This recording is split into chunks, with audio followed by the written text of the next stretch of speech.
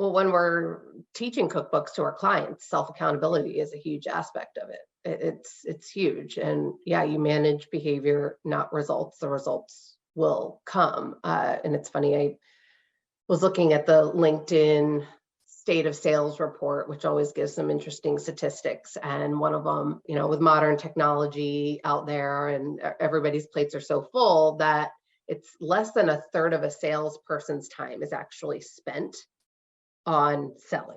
Less than a third. A third, they're like rock star status, actually. Right. Yeah. Fair.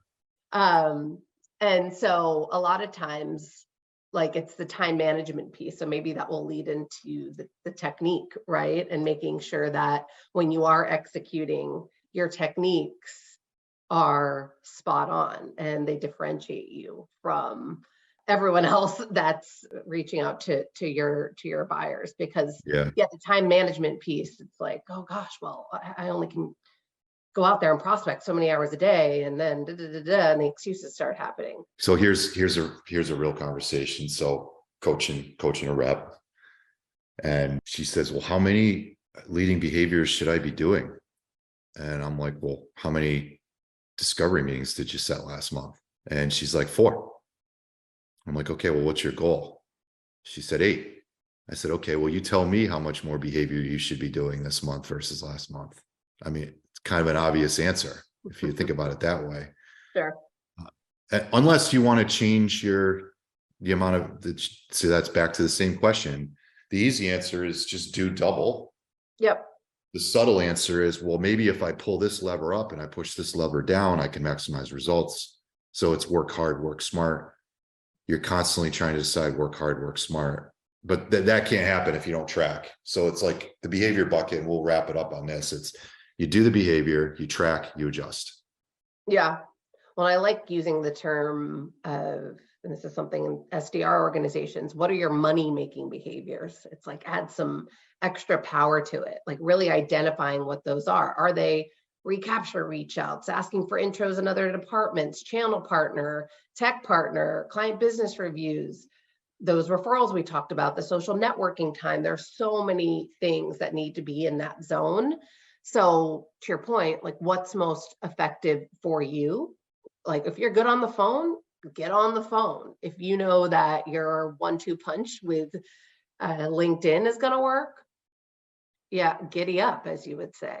But what are those top 3, 4, 5 for you? Don't spread yourself too thin. And keep tweaking it a little bit here and there. Yeah, definitely. Let's take technique for a minute. Yeah, so do it. Now, again, this is really a behavior driven conversation, right? Like, how do you approach the quarter? What do you do? But the technique side, I think that the rule that I think defines where we could go with this part of the conversation is the world is not us. So we just basically spent the first 20 minutes talking about us, our own goals, our own behaviors, what we're doing. Right. But I think when it comes to the technique, we have to basically flip it and put the client in the middle of the conversation. So we got to know why this quarter is important to them. We got to know whether there's a seasonality to their business or not. We need to understand if there's a difference between their calendar year and their fiscal year. We need to know if there's something in the news going on with that particular client. Again, could be something, maybe they just got a big round of funding, maybe they're about to go through a merger. But in the absence of anything that is like a one-off event, we still would want to know how the year and the context of where we are within that year applies to the client. Yep. So you can change your messaging based on that. So I'll tell you what we don't want to do. We don't want to call a client up and say, hey, this is the most important quarter in my history, and I really need a discovery meeting, because they're not going to care about your quarter, right? Like, it always bugs me when a sales rep will try to play the "it's my year end" card. What you're doing is you're training your clients to wait to the year end so they can get a nice discount. Like, don't do that. That's about you.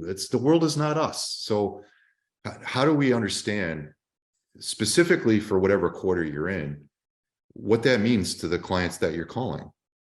And do a little bit of research and you can figure it out.